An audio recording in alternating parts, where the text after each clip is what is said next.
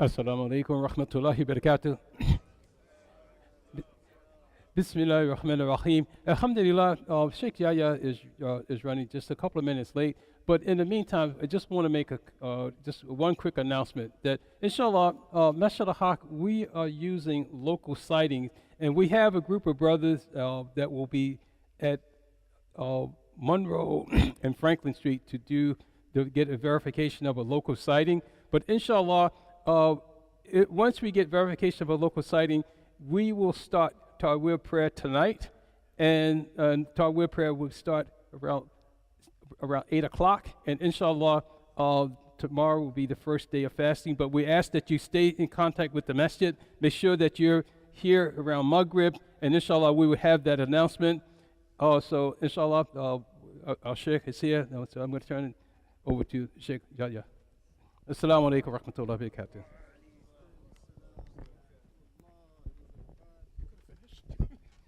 Assalamu alaykum wa rahmatullah.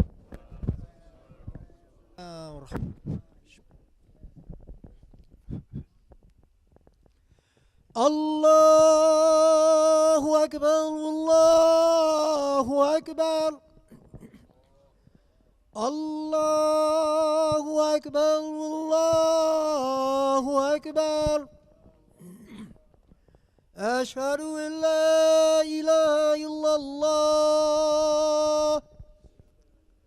Ashhadu an la ilaha illallah. Ashhadu anna Muhammadan Rasulullah. أشهد أن محمدا رسول الله. حي على الصلاة. حي على الصلاة. حي على الفلاح. حي على الفلاح. الله أكبر، الله أكبر. لا إله إلا الله.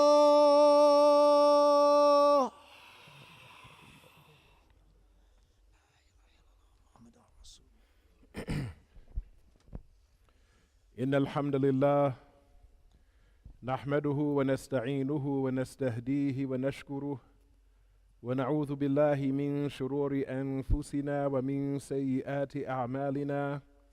من يهد الله فلا مضل له ومن يضلل فلا هادي له.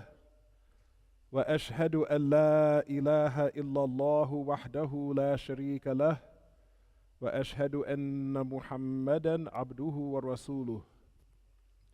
اللهم صل وسلم وبارك على سيدنا محمد وعلى آله وأصحابه الطيبين الطاهرين. All praise is due to Allah. It is He whom we praise, He whom we worship, He whom we beg forgiveness from, He whom we seek guidance from. And it is He who we seek refuge in from our evil deeds and our wicked inclinations.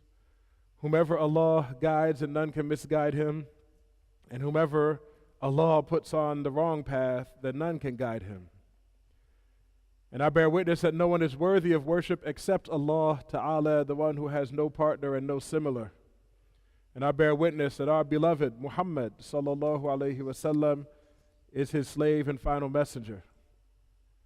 O Allah, I ask that you send your peace and blessings upon our beloved Muhammad Sallallahu Alaihi Wasallam and upon his Muslim relatives and his companions. Ameen. أما بعد عباد الله فإني أوصيكم ونفسي بتقوى الله. Thereafter, brothers and sisters, I order you, just like I order myself, to have taqwa. And I remind you that the meaning of taqwa is to fulfill all of the obligations that Allah has placed upon you, to do them properly and within the time that Allah told you to do it within. But also to avoid everything that's haram. Okay, in order to have taqwa, you have to do both things. You must fulfill the obligations and avoid everything that you've been prohibited from doing. And I remind you that taqwa is what benefits the Muslim on the Day of Judgment. Anything less than that, and you're putting yourself at risk of the punishment of Allah. And I don't need to remind you that the punishment of Allah is indeed very severe. Allah Ta'ala says in His holy book, Ya ayyuha alladhina amanu ittaqullaha haqqa tuqatih wa la tamutunna illa wa antum muslimun. It means, O you who believe, have taqwa of Allah. Fear Him in the way that He has the right to be feared. That means fulfill your obligations and avoid everything haram. And don't die except as a Muslim. One of the biggest and most important obligations in this deen is upon us, brothers and sisters. Our Prophet ﷺ said Islam is built upon 5 things.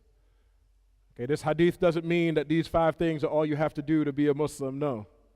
This hadith means that these 5 things are 5 of the most important things in Islam. It doesn't mean those are the only things you have to do.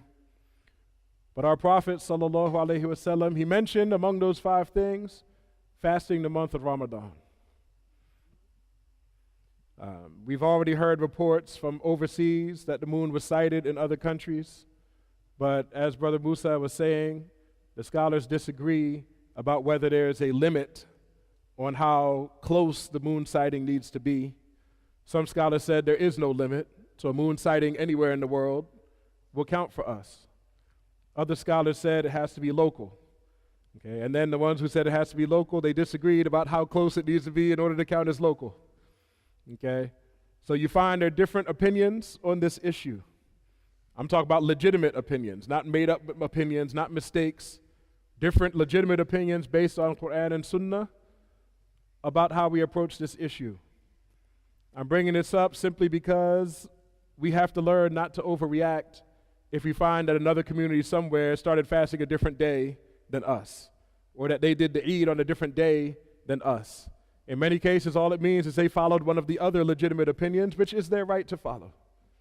Okay, so let's learn to be a little bit tolerant of people who are following other legitimate opinions than we are. What I hope to do today, in the time that remains of this speech, is go over very briefly some of the rules of fasting Ramadan. Okay, a lot of us have heard a lot of things, and most of what we heard is probably right, but I'm just going to go over very quickly the detailed rules of how to perform the fast according to the way that the Shafi'is interpret the Quran and the Sunnah. First, I'm going to go ahead and assume that all of us are obligated to fast the month of Ramadan. But there are some people who may have an excuse to skip fasting on particular days. Okay, so first I'll just get out the way. If a woman is menstruating, or if she just had a baby and she's still postpartum bleeding, then she can't fast. Okay, her fast is not valid. Even if she wanted to fast, it wouldn't count. As for the rest of us, we have an excuse to skip fasting in certain cases. Case number 1, if you're traveling a far distance and you started your travel before Fajr, then that means on that day you can skip fasting. It does not mean that if you plan on traveling at 10 a.m., you can skip fasting that day. Just because the obligation of fasting comes upon you at the moment of Fajr. And if you were not yet traveling at that moment, then the obligation is there. You have to complete that day. But if you're still traveling the next day, you wouldn't have to fast the next day. Another person who has the right to skip fasting would be the person who is unable to fast because fasting would harm them. Okay? When we say fasting will harm you, we mean that if you fast, you have evidence that it will cause one of 6 different types of harm to you. You have evidence, meaning a trustworthy doctor told you this would happen, or maybe from your own experience, one of these 6 things will happen. Number 1, that fasting will kill you. Okay, so if a doctor tells you that in the state that you're in, if you fast, you're going to die, then you don't fast. Number 2, you'll lose the use of one of your organs. So if a trustworthy doctor tells you that if you fast, your kidneys are going to fail, then you don't fast, okay, because fasting is considered harmful to you. Number 3, if fasting is going to cause you to become sick or to become injured, then in that case you have a right to skip fasting on that day. Number 4, if an existing sickness or injury will get worse if you fast, then you have a right to skip fasting on that day. What am I at? Number 4, number 5, whatever. The next one, if you have an existing sickness or injury, if fasting will cause that injury or sickness to last longer. Okay, and again, all of this needs to be based on evidence, not just based on what you think. All right, it needs to be the case that a trustworthy doctor told you it'll take longer to heal, or your own experience tells you it'll take longer to heal, like because it happened to you in the past. The next example is if fasting will cause a disfigurement in your face or in your hands, which is extremely unlikely, but if that were the case, this would also give you the right to skip a day of fasting. Now, if you are one of these people who skipped a day of fasting for one of these reasons, do you need to make that day up later? If you skipped fasting because of traveling, then yes, you need to make up that day before the next Ramadan comes. Just like women who miss days due to their period or postpartum bleeding, they need to make those days up before the next Ramadan arrives. As for people who skip days because fasting would harm them, one of the 6 things I just mentioned, for those people you need to ask yourself, is your situation going to improve? Do you have hope that one day you will be able to fast without it harming you? If that's the case, then yes, you make up the days that you skipped. You wait until you're healthy enough to fast, and you make up those fasting days. But if your situation is such that you don't have any hope that you're going to ever be strong enough to perform the fast, in that case, you don't make up the days that you skip, and instead, every day that you skip, you find a poor Muslim and you feed him 1 mud of wheat. Okay, a mud is the amount that an average sized man can hold if he makes a bowl out of his 2 hands like this. This is called a mud. You give a poor Muslim 1 mud of wheat for each day that you skip. And you need to do it every day. Don't just go and give 30 muds on the first day of Ramadan. Every day you give 1 mud to a poor Muslim. And you should confirm that they're poor. Because if you give a mud to a poor Muslim the first day, then you go back and give it to him the second day, and you go back and give it to him the third day, he might stop being poor after that. And on the 4th day, you might find he's not poor anymore. Okay? So make sure that the person you give it to qualifies as poor. Okay. That's the issue of who's allowed to skip a day of fasting. The next issue I want to talk about is how do you actually perform the fast. In order to perform a fast that's going to be valid, that's going to count, you only have to do 2 things. A valid fast only requires 2 things. The first thing that you have to do is you need to have a valid intention. And the second thing that you have to do is you have to avoid all of the things that break the fast. Okay? So how many things do you have to do? Valid intention, and then stay away from the things that break the fast. Let's talk about each of those one at a time. As for your intention, there are 3 things you need to know about your intention. Number 1, your intention needs to be made during the nighttime. So if you wake up and it's already Fajr time, it's too late for you to make your intention to fast that day. That day of fasting is not going to count for you because you have to make your intention sometime between the start of Maghrib and the start of Fajr. Once Fajr time comes in, it's too late to make your intention. So it has to be during the nighttime. My strong advice to you is to make your intention as soon as you break your fast. Okay? Make your intention for the next day. In fact, you can make that first drink of water, make that your reminder to make your intention. Okay? Because I'm pretty sure no one here is going to forget to drink something during the nighttime of Ramadan. It's a very reliable reminder, mashallah. Second thing you need to know about your intention. First, we said it has to be during the night. Second thing, it has to be every night. Okay, so according to the majority of scholars, it's not valid for you to just make an intention the first night of Ramadan to fast the whole month. Rather, every single night you make a new intention to fast the next day. Just like how every salat needs its own intention, every day of fasting needs its own intention. The third thing you need to know about your intention in order for it to be valid is you need to specify which fast you're doing. Okay, because as many of you know, there are fasts that are obligatory and there are fasts that are optional. And even among the obligatory fasting, there are different types of it. Fasting in Ramadan is an obligation for all of us, but there are times when a person might be obligated to fast for other reasons. Okay, like there's certain things a Muslim might do that might require him to fast 3 days or 10 days or 60 days, right? Depending on certain actions he may have done. And so you need to specify when you make your intention at night that you're intending to fast the following day in fulfillment of the obligation of fasting this year's Ramadan. Okay, you're not fasting to make up days from last year. You're fasting to fulfill this year's obligation. As long as you've done those three things, then your intention is valid. I'm going to repeat the three things so we can all remember. You make your intention during the night, you make it every night, and you specify that in the morning you're fasting to fulfill this year's Ramadan obligation.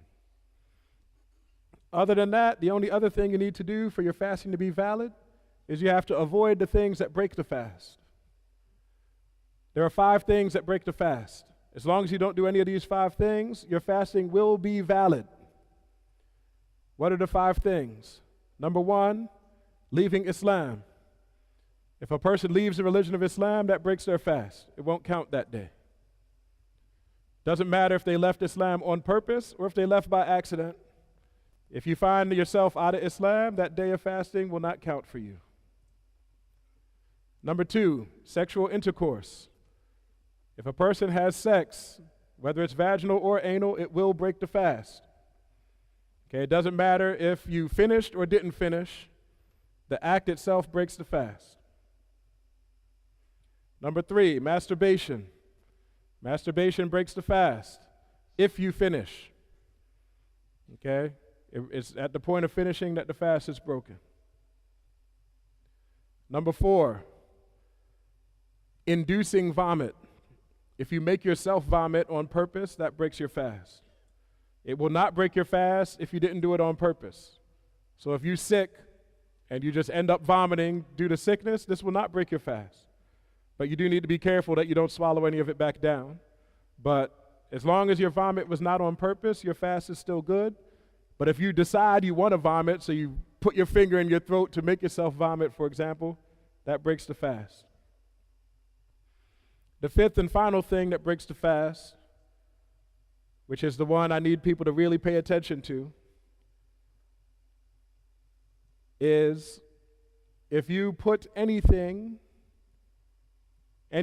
like of detectable size into your body cavity or into your head cavity through an open inlet, this will break the fast. So let's talk about these things bit by bit. The body cavity is this open space in the center of your body. You have a lot of organs sitting inside that cavity. Your heart, your lungs, your liver, your kidneys, your stomach. These things are all inside your body cavity. And the body cavity has several open inlets. If you insert anything into the body cavity through one of these open inlets, your fast will be broken. The first open inlet to the body cavity is the throat. And the entrance is here, roughly where the Adam's apple is. So if you swallow something, once it goes past this Adam's apple, at that point, it breaks your fast. It doesn't matter if the thing you swallowed was a solid or a liquid. It doesn't matter if the thing you swallowed is something that's considered to be food, like a bite of apple, or if it's something that's not considered to be food, like if you swallowed a small pebble. It doesn't matter if the thing you swallowed is medicine. Like if you had a headache and you decided to pop a Advil, it would still break your fast because something went from above this part of your throat to below that part of your throat. It means it entered your body cavity. So your fast is broken. This includes also smoking. Okay, if a person smokes a cigarette or a spliff or whatever else, there are particles that are going to separate from that and enter into your body cavity. And that will break the fast. This includes even asthma inhalers. If a person has asthma and they need to use their inhaler during the day, use it because you need it. And the more important obligation is to preserve your life. All right, so if a person is having an asthma episode, he's actually obligated to use his inhaler to save his life. Okay, it's not going to be haram if someone with asthma uses their inhaler. Okay, it's not going to be haram if he needs to use his inhaler. However, he needs to understand that that day of fasting was broken. So he needs to make that day up later. Even though it's not haram on him, he still ruined the fast for that day. So how many open inlets did we say to the body cavity? We said the throat so far. The next open inlet into the body cavity is the anus. So inserting anything in there will break the fast, even if it's medicine. Okay? Even if it's food. Okay? When you're cleaning yourself after going to the bathroom. Because if water gets inside, then it will break the fast. The third open inlet into the body cavity is the vagina.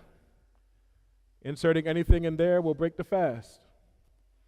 And again, that means you need to be very careful when you're washing yourself after using the bathroom, because if water goes to the inside of it, it will break the fast. The fourth open inlet into the body cavity is one that there's difference of opinion about, but the strong opinion is that the urethra is also an open inlet into the body cavity. The urethra being the hole that the urine comes out of. So if a person has a catheter, for example, installed, it means that they cannot perform a valid fast because they have something going through an open inlet into their body cavity. These things will all break the fast. Why? Because something went into the body cavity through an open inlet. These things I mentioned are the only open inlets into the body cavity. Okay? We do not consider skin to be an open inlet. All right, don't get extremists on me and start worrying about these kind of details. All right, yes, it's true. Your skin has pores, little tiny holes. And yes, when you make wudu, some water might get absorbed through these holes, but that does not break your fast because skin is not considered to be an open inlet into the body cavity. What about the head cavity? We said if you insert anything into the head cavity through an open inlet, this also will break the fast. The head cavity has 3 open inlets. The first is the nose. So the very top of the nose here, the bridge of the nose, the part that's between your eyes, inserting, if something goes past this point, it has entered into the head cavity and will break the fast. So if you have nasal sprays and things of that sort, don't use it during the day in Ramadan. According to the Shafis, even if you just snort up your own snot, even if you just do one of these, if snot goes past here, it breaks your fast. Although there is some difference of opinion about that from other schools. But the nose is an open inlet into the head cavity, so you want to make sure you don't put anything up your nose to the point that it goes past here. So when you're making wudu, you know how we put water in our nose? You know, when you're not fasting, it's sunnah for you to sniff that water up. But when you are fasting, it's not sunnah to sniff it up. You just put water in and blow it out without sniffing. Okay? Same with the mouth. When you rinse your mouth out when you're making wudu, ordinarily it's sunnah for you to rinse the water around very vigorously. But when you're fasting, it's not sunnah to rinse it around vigorously. Just put some in and spit it out. Don't rinse it around.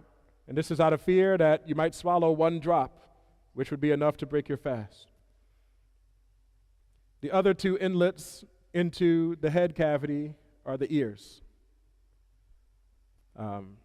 So if something goes deep into your ear to the point where it actually entered into your head, that will break your fast. All right, the part of your ear that you can see is on the outside of your head. So if something touches this ear or even goes in, it's not going to break your fast unless it goes so deep into your ear that it goes past the point your finger can reach. If you put your finger in your ear, it can go to a certain depth. The depth that your finger can reach is the part of your ear that's outside of your head. Okay? You need something small like a Q-tip before it can go deeper than that. But if anything goes deeper in than that, it will break your fast. Okay? If something goes into the deep part of your ear, it breaks your fast. So do be careful, not if you use Q-tips, not to stick it into the deep part of the ear. Do be careful if you take a shower during the daytime in Ramadan to make sure no water goes to the deep part of the ear. Okay, my advice to you, if you need to make a ghusl during the daytime, and when it comes to washing the ears, just fill up your hand with water and then just dip your ear into it so the water won't go to the deep part. And as long as you've done these two things, y'all come forward, inshallah. As long as you've done these two things, as long as you've had a valid intention and you avoided these 5 things, leaving Islam, sex, masturbation, inducing vomit, or putting something into the body cavity or head cavity through an open inlet, as long as you've avoided these 5 things and had a valid intention, then it means that day of fasting will be valid for you. It will count. And inshallah, there'll be reward for you on the day of judgment for it. Please note that these 5 things, at least according to the Shafi'i interpretation, are the only things that break the fast. As for things like backbiting, okay, backbiting is always haram. It's not something that just suddenly becomes haram in Ramadan. All right, backbiting is haram in the daytime of Ramadan and in the nighttime of Ramadan. It's haram when it ain't even Ramadan. Okay? It's always haram to do. Okay, so let's not act like, it's something that only matters during this time of year. Okay, but if a person does backbite, it would not render the fast invalid, although it presumably would reduce the reward you get for your fast, because that's the nature of certain acts.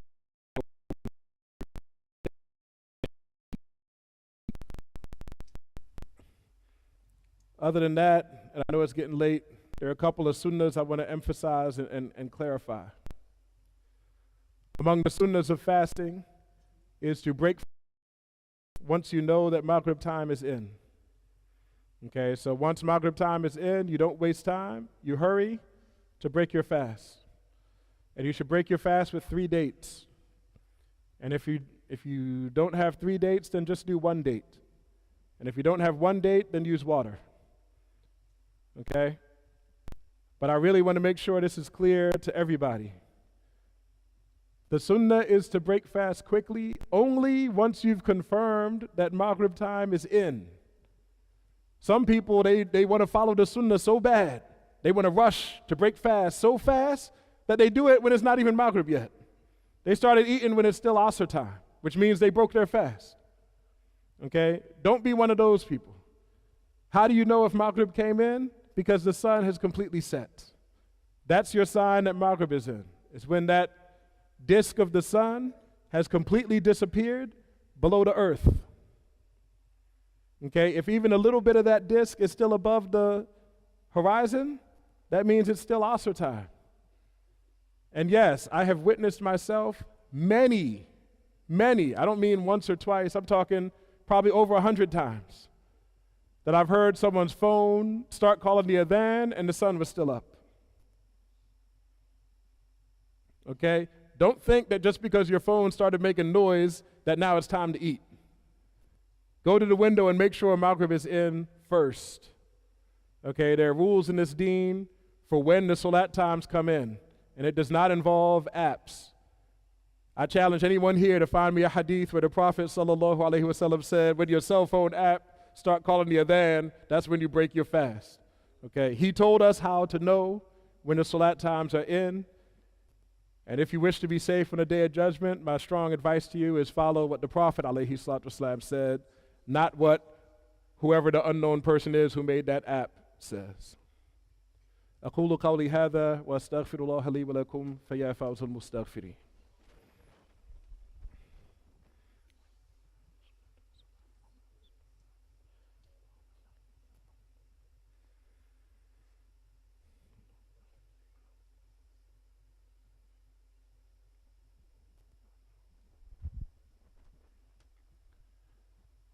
الحمد لله رب العالمين له النعمة وله الفضل وله الثناء والحسن صلوات الله البر الرحيم والملائكة المقربين على سيدنا محمد سيد الأنبياء والمرسلين وحبيب رب العالمين. All praise is due to Allah, and I ask Allah to send His peace and blessings upon our beloved Prophet Muhammad sallallahu alayhi wasallam, the best of all of the prophets and messengers. And I ask Allah to accept the deeds of His Muslim relatives and His noble companions, especially the rightly guided caliphs Abu Bakr and Omar and Uthman and Ali. And I ask Allah to accept the deeds of all those who follow their example until the day of judgment, especially the Imams of guidance, Abu Hanifa and Malik and Ash-Shafi'i and Ahmed, and all of the awliya and the salihin. أما بعد عباد الله فإني أوصيكم ونفسي بتقوى الله. Thereafter, brothers and sisters, I order you like I order myself to have taqwa, which is to fulfill all your obligations by doing them properly and on time, and to avoid everything that Allah made haram upon you. And I remind you that one of the very good deeds that Allah Ta'ala encourages us to do is to say sallallahu alayhi wasallam when the name of our beloved is mentioned, sallallahu alayhi wasallam. Allah Ta'ala says in the Quran, Inna Allah wa malaikatahu yusalluna ala nabi. Ya ayyuhalladhina amanu sallu alayhi wa sallimu taslima. It means that truly Allah and His angels send their salats upon the Prophet. O you who believe, send your salats upon the Prophet. What does that mean, sending salat upon the Prophet? It means to say sallallahu alayhi wa sallam. Allahumma salli ala Sayyidina Muhammad wa ala ali Sayyidina Muhammad. كما صليت على سيدنا إبراهيم وعلى آل سيدنا إبراهيم إنك حميد مجيد. اللهم بارك على سيدنا محمد وعلى آل سيدنا محمد كما باركت على سيدنا إبراهيم وعلى آل سيدنا إبراهيم إنك حميد مجيد. اللهم إنا دعوناك فاستجب لنا دعاءنا فاغفر اللهم ذنوبنا وإسرافنا في أمرنا. اللهم اغفر للمؤمنين والمؤمنات الأحياء منهم والأموات إنك قريب مجيب الدعوات. ربنا آتنا في الدنيا حسنة وفي الآخرة حسنة وقنا عذاب النار. اللهم اجعلنا هداة مهتدين غير ضالين ولا مضلين. وصلى الله على سيدنا محمد وعلى آله وصحبه وسلم. عباد الله إن الله يأمر بالعدل والإحسان وإيتاء ذي القربى وينهى عن الفحشاء والمنكر والبغي يعظكم لعلكم تذكرون وأقم الصلاة. Always tune in to our newsletter. Go to www.muhb.org to tune into our newsletter. That way you can be aware of all these things. I'm just reading for the newsletter right now, so that's where all this stuff is coming from. You can actually donate online for a lot of things I'm talking about. So inshallah, if you have any questions, please see Brother Hamza. I'm going to be going downstairs to open up the store, so if you want to get something from the store, I'll be downstairs, inshallah. Jazakallah khairan. So people take a shahada? All right, can you give a shahada? Me? Okay, all right. Well then, please somebody go down, open up the store for me, whoever doesn't want to go down there. We have some shahadas. Who would like to take the shahada, inshallah? Okay. Okay, it's all right. All right, Salamu alaykum. What's your name, brother? Derek? Okay, Derek. Do you know what you're doing by taking your shahada? Okay, so inshallah, I'm going to recite the words in English, and then I'll recite them in Arabic. And at that point, you become Muslim, inshallah. So please repeat after me. I bear witness that there is no deity worthy of worship. There is no deity worthy of worship Besides Allah. besides Allah. And I bear witness that Muhammad, That Muhammad, peace be upon him,